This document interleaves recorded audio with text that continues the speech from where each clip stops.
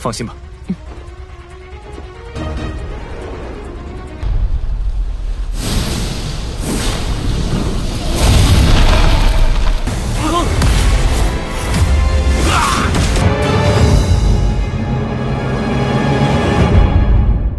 Halo Sobat Samakanang, gimana kabarnya? Semoga kalian baik-baik saja ya. Seperti biasa, pada video kali ini kita akan membahas preview cerita Donghua BTTH episode ke-222 yang dimana pada episode sebelumnya suasana makam surgawi mendadak sunyi senyap. Di saat itu, Xiaoyan perlahan menyadari satu fakta pahit.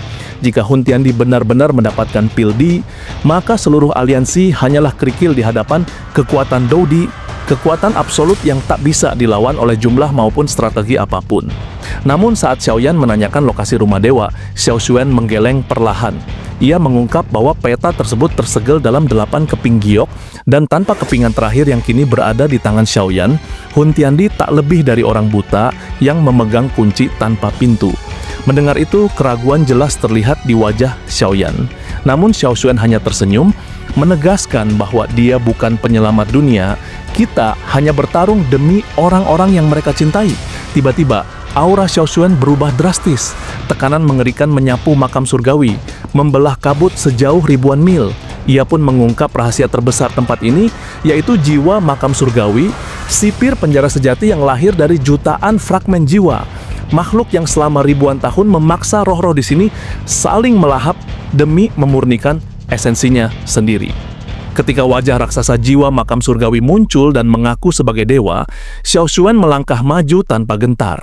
Ia menyatakan bahwa kedamaian yang tercipta di tempat ini hanyalah kedamaian yang berdiri di atas tumpukan mayat. Demi masa depan klan Xiao, ia pun mengambil keputusan paling gila, membakar jiwanya sendiri. Api putih keemasan menyala, mengguncang seluruh makam surgawi. Perang eksistensi pun meletus. Serangan jiwa makam surgawi dipatahkan satu persatu, hingga akhirnya inti spiritual makam surgawi berhasil diekstraksi. Di saat-saat terakhir, sang sipir dihancurkan oleh jiwa-jiwa yang selama ini ia tindas. Dalam keheningan yang membebaskan, Xiao Xuan menyerahkan inti itu kepada Xiaoyan.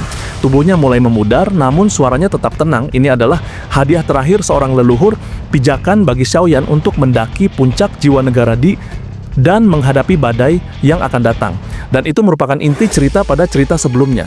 Kalau begitu, sekarang langsung saja kita masuk ke bagian cerita terbaru.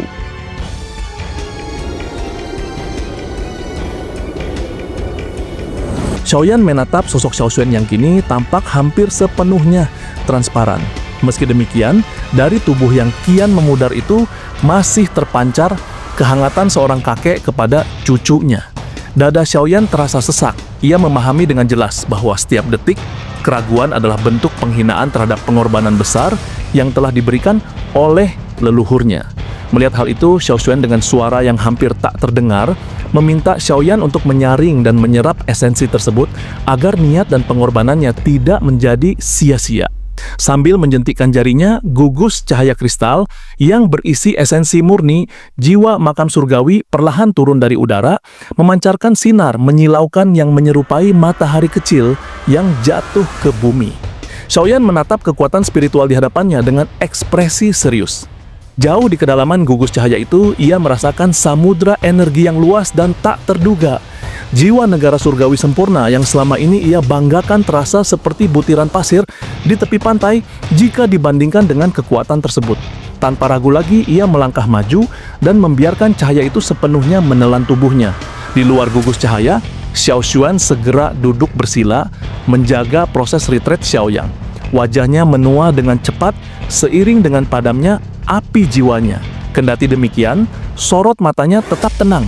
Ia terus mengawasi seluruh makam surgawi, memastikan tidak ada satupun tubuh energi yang berani mendekat dan mengganggu proses tersebut. Xiaoyan mendapati dirinya melayang di atas lautan tanpa ujung yang berwarna perak kristal. Ini bukanlah air biasa, melainkan manifestasi fisik dari kekuatan spiritual yang telah dimurnikan. Di tempat itu, aliran waktu terasa lebih lambat dibandingkan makam surgawi. Menyadari kondisi tersebut, Xiaoyan bergumam bahwa waktu di dalam dimensi ini terdistorsi oleh kepadatan energi, menjadikannya seperti makam surgawi di dalam makam surgawi. Tak lama kemudian, ia duduk bersila. Purifying Demonic Lotus Flame meledak keluar dari tubuhnya, menyelimuti jiwanya, dan membentuk sosok raksasa ilusi setinggi ribuan kaki. Dengan bantuan Little Yi, Xiaoyan mulai menarik pilar-pilar air spiritual dari lautan di bawahnya. Suara mendesis segera memenuhi ruang itu saat api suci memurnikan setiap tetes energi yang masuk. Kabut putih pekat naik dan membungkus tubuh raksasa Xiaoyan, membuatnya tampak seperti dewa yang bersemayam di atas awan.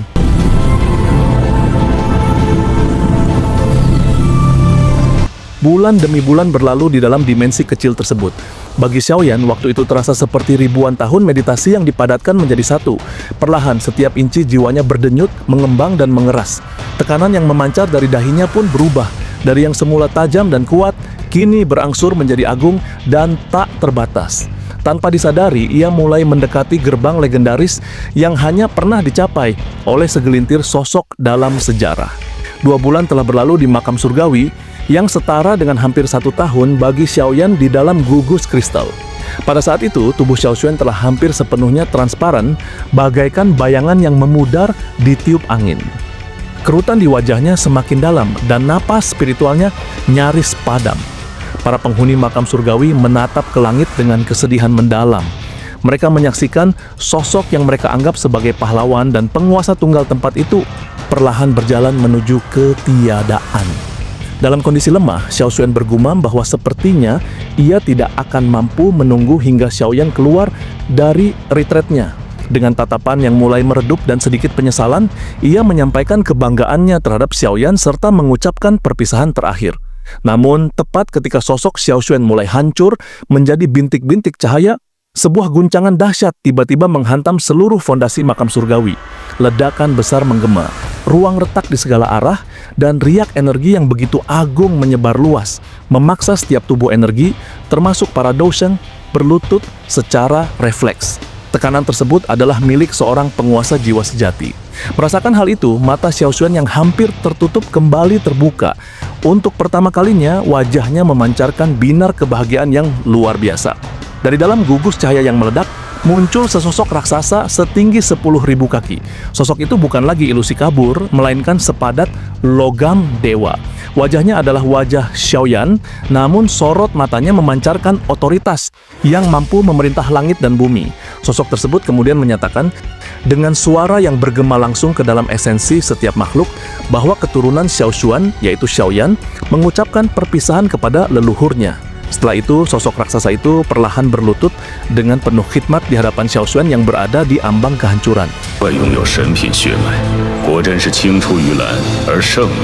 Xiaoyan telah berhasil. Ia telah melangkah ke tingkatan yang telah lama hilang selama ribuan tahun, yakni jiwa negara Di. Melihat keberhasilan itu, Xiaoshuan tersenyum lebar. Air mata kebanggaan mengalir di pipinya yang transparan sebelum akhirnya tubuhnya benar-benar pecah menjadi jutaan bintik cahaya dan menyatu dengan angin makam surgawi yang kini terasa jauh lebih tenang. Di langit makam surgawi yang kini sunyi, Xiaoyan berdiri mematung. Sosok raksasanya telah menyusut kembali ke ukuran normal, namun aura yang ia pancarkan telah berubah total. Ia menoleh ke titik di mana Xiaoshuan baru saja menghilang. Dengan lambaian tangan yang lembut, Xiaoyan menangkap sebuah titik cahaya tak kasat mata yang berdenyut redup, sebuah jejak kehidupan. Hanya mereka yang jiwanya telah mencapai negara Di yang mampu mendeteksi keberadaan misterius ini. Meskipun Xiaoshuan telah lenyap secara fisik dan spiritual, jejak ini adalah benih harapan. Xiaoyan menyimpannya di dalam alisnya, menjaganya dengan lautan energi spiritualnya yang luas. Leluhur, suatu saat nanti, jika aku mencapai tingkat Doudi yang sejati, aku akan membawamu kembali, bisiknya penuh tekad. Ia menarik napas dalam-dalam. Meskipun bagi dunia luar baru setengah bulan berlalu, Xiaoyan telah menghabiskan hampir 2 tahun di dalam dimensi laut spiritual tersebut untuk menyempurnakan setiap tetes esensi jiwa makam surgawi. Jiwa negara Di, Xiaoyan mengepalkan tangannya. Seketika ia merasa seolah-olah seluruh makam surgawi adalah bagian dari tubuhnya. Dengan satu pikiran, sebuah gunung raksasa yang jaraknya ratusan ribu kaki meledak menjadi debu halus. Inilah perbedaan antara manusia dan dewa. Jika negara surgawi adalah puncak pencapaian manusia, maka negara Di adalah otoritas yang melampaui batas fana. Lebih dari itu, Xiaoyan menyadari bahwa ia kini adalah pemilik makam surgawi. Ia bisa membuka akses tempat ini dari mana saja di Central Plains. Dengan perbedaan aliran waktu yang unik, tempat ini akan menjadi basis pelatihan paling menakutkan bagi aliansi Sky Mansion.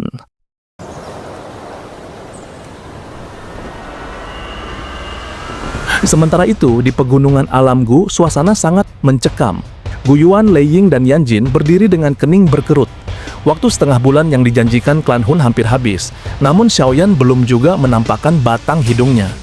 Guyuan, ada yang salah, ucap Lei Ying memecah keheningan.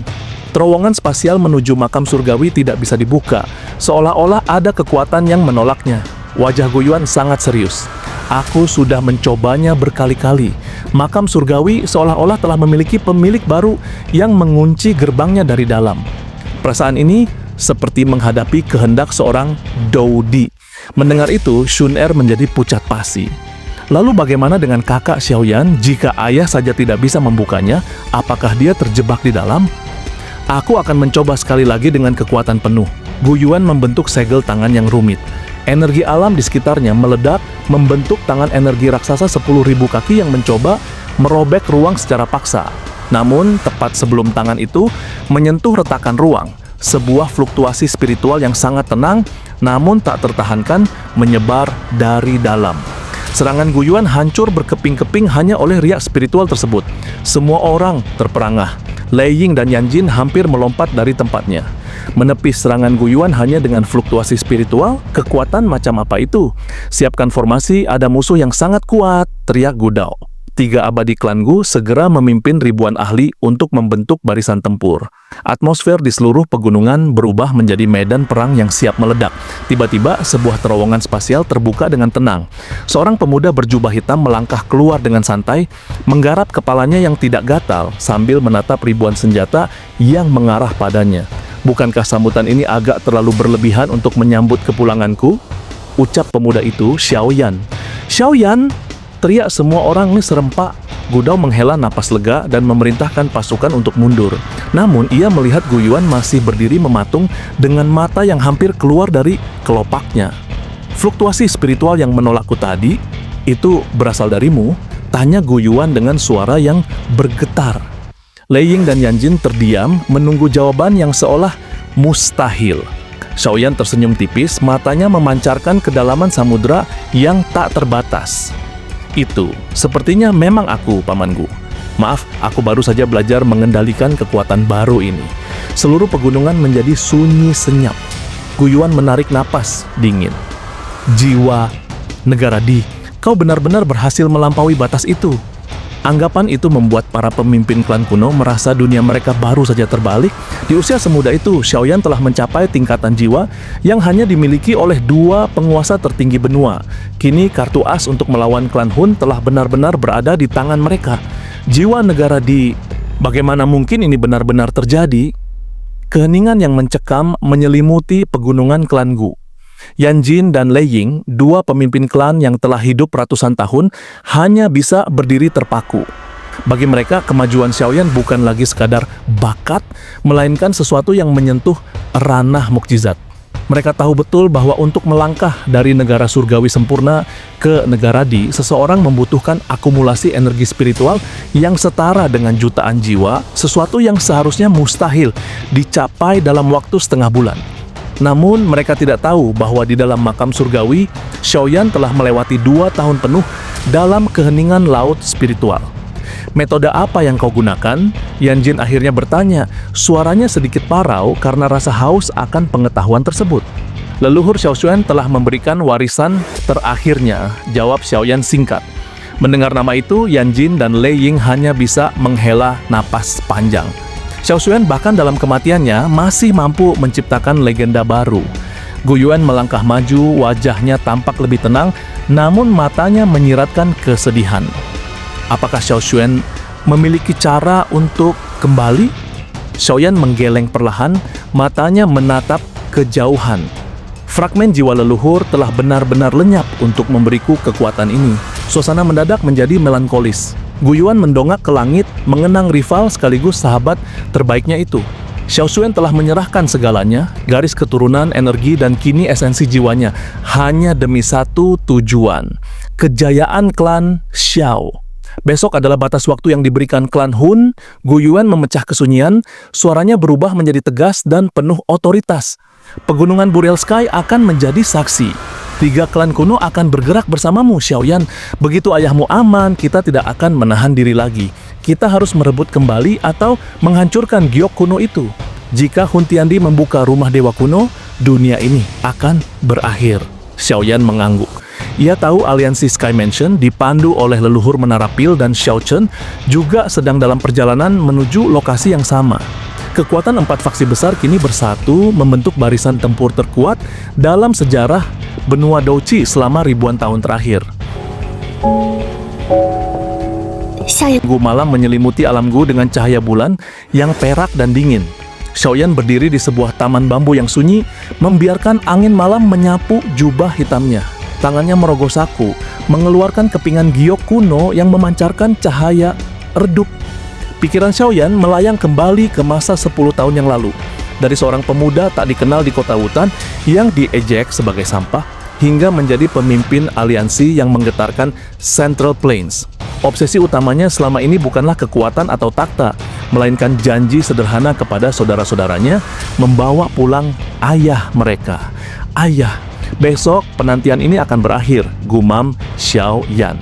Ingatannya kembali pada sorot mata Xiaozhan yang penuh kasih, ayah yang tetap membelanya saat seluruh dunia menghinanya. Bagi Xiaoyan, gelar ahli puncak tidak ada artinya jika ia tidak bisa menyelamatkan orang yang paling ia cintai. Tiba-tiba sepasang lengan lembut memeluk pinggangnya dari belakang. Aroma harum yang familiar menenangkan gejolak di hatinya. Paman Xiao akan sangat bangga melihatmu hari ini, Xiaoyan Gege, bisik Sun Er, menyandarkan kepalanya di punggung Xiaoyan. Xiaoyan berbalik, menatap wajah cantik di bawah sinar bulan yang membuat bintang-bintang seolah meredup. Ia menarik Sun Er ke dalam pelukannya. Dulu ayah pernah memperingatku untuk tidak berangan-angan menikahimu karena perbedaan status kita. Tapi besok setelah aku menyelamatkannya, aku akan memintanya sendiri untuk memimpin pernikahan kita. Wajah Sun Er merona merah, namun matanya dipenuhi kebahagiaan yang tulus. Ia mengangguk pelan, menyerahkan seluruh hatinya pada pria di depannya. Malam itu di tengah hutan bambu yang sunyi, cinta dan tekad menyatu, memberikan kekuatan terakhir bagi Xiaoyan sebelum terjun ke dalam badai perang yang sesungguhnya.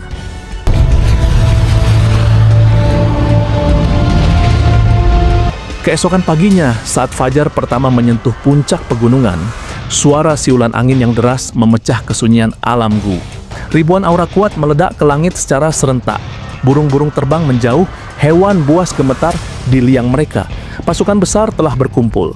Mata Xiaoyan menatap tajam ke arah Cakrawala, ke arah pegunungan Burial Sky. Perang besar yang akan menentukan nasib benua Douqi telah dimulai. Apakah Xiaoyan mampu menukar giok kuno dengan nyawa ayahnya tanpa terjatuh dalam jebakan Hun Tiandi? Terus ikuti akun ini agar kalian tidak ketinggalan video terbaru.